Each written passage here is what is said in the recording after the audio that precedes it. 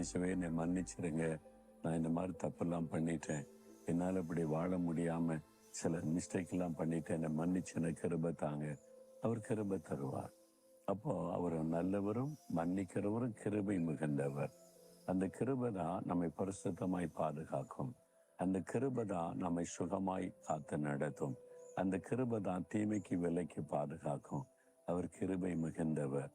தகுதியற்ற நமக்கு அவருடைய அன்புதான் கிருபையாய் சூழ்ந்து கொள்ளுகிறது.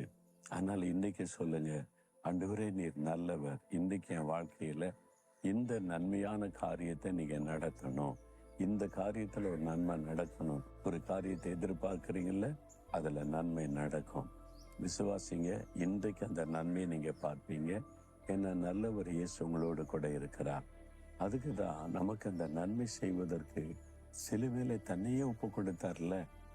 நம்முடைய பாவத்தை ஏற்றுக்கொண்டார், சாபத்தை ஏற்றுக்கொண்டார், வியாதியை ஏற்றுக்கொண்டார், நிந்தை அவமானத்தை ஏற்றுக்கொண்டார். எல்லாத்தையும் சிலுவையில சம்பந்த முடிச்சது எதுக்கு?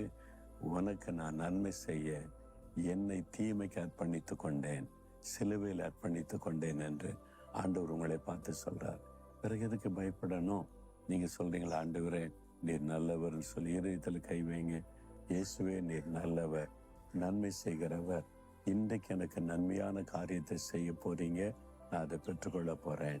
என் தவறுகளை எல்லாம் மன்னிங்க, குறைகளை மன்னிங்க, நான் இந்த மாதிரி தப்பு பண்ணிட்டேன், உண்மை துக்கப்படுத்திட்டேன், அதையெல்லாம் எனக்கு மன்னித்தருளுங்க, கிருபை எனக்கு கொடுங்க, உடைய கிருபையினால் தாங்கி நடத்துங்க.